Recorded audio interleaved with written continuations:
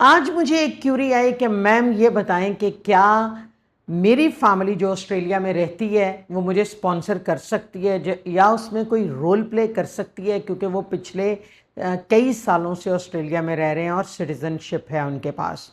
तो मैंने ये सोचा कि उस क्यूरी को एड्रेस किया जाए और आपको इन डिटेल बताया जाए कि इमिग्रेशन में आपकी फैमिली कहाँ पे रोल प्ले कर सकती है। 491 सब क्लास जो है वो या तो स्टेट स्पॉन्सर्ड होती है या फैमिली स्पॉन्सर्ड होती है। फैमिली स्पॉन्सर्ड का राउंड हर दफ़ा रन नहीं होता, लेकिन 491 का फैमिली स्पॉन्सर्ड राउंड भी रन होता है। उसका आपको ये फ़ायदा होता है कि आप स्टेट की नॉमिनेशन या जो स्टेट की डिमांडेड लिस्ट होती है या जितना उनका कैप होता है वो फुलफ़िल करने की आपको ज़रूरत नहीं होती, बल्कि उसमें आप फैमिली स्पॉन्सर्ड के अंदर चूँकि आपकी फैमिली मौजूद है तो वो 15 पॉइंट आपको आपकी फैमिली के मिलते हैं। तो फैमिली स्पॉन्सर्ड की एक तो ये फ़ायदा ये होता है कि वो 15 पॉइंट आपको मिल गए।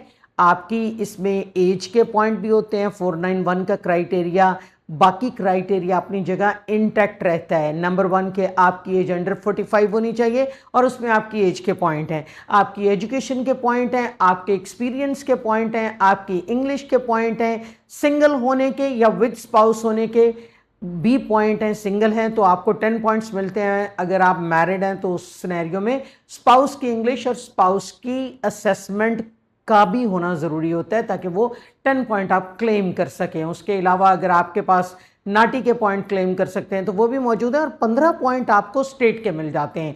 फैमिली स्पॉन्सर्ड पिछला राउंड जो रन हुआ था वो 2025 नवंबर में हुआ था और उसमें 300 लोगों को उठाया गया था। तो फैमिली स्पॉन्सर्ड का एक फ़ायदा तो ये हुआ, आपको आपकी फैमिली के पॉइंट्स मिल गए। आप अगर 50 पॉइंट के ऊपर हैं तो 15 पॉइंट वहाँ से मिली और 65 पॉइंट हो गए। मिलते गए हमेशा family sponsored point under sub class 491 के हैं। और दूसरा आपको फ़ायदा ये होता है कि आप क्यू में नहीं होते, आपको डायरेक्टली उधर निकल जाना होता है।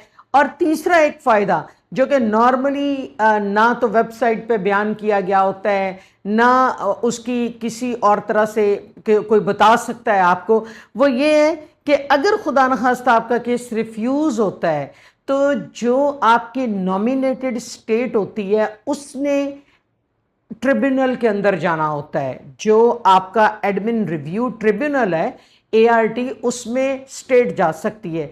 तो स्टेट तो यूजुअली इस चीज़ के ऊपर एक्ट नहीं करती और अगर आप फैमिली स्पॉन्सर्ड हैं तो आपकी फैमिली का बंदा आपके उस केस को, आपके साथ जो नाइंसाफ़ी हुई है उसको एडमिन रिव्यू ट्रिब्यूनल के अंदर लेके जा सकता है और वो आपके बिहाफ पे उस चीज़ के लिए फ़ाइट कर सकता है। ये एक बहुत बड़ी इंपॉर्टेंट बात है जो आपको पता होना चाहिए। राउंड रन ये कब कब होते हैं? राउंड रन मतलब इसका कोई स्पेसिफिक डिफाइंड क्राइटेरिया नहीं होता। क्वार्टरली रन किया जाता है जिस तरह 189 के साथ किया जाता है, लेकिन वो भी यूजुअली एवरी क्वार्टर में रन नहीं होता।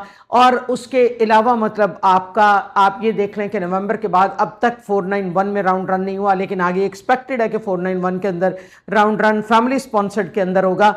तो आपको अगर अपने फाइल को इस क्वालिफाइंग क्राइटेरिया के बारे में जज करना है तो इमिग्रेशन एक्सपर्ट्स के ऑफिस लाहौर, इस्लामाबाद, फैसलाबाद एंड पेशावर में रब्ता कर सकते हैं। We are there to guide you और आपको बेस्ट पाथवे कौन सा चूज करना है उसकी भी डिटेल देंगे। Thank you.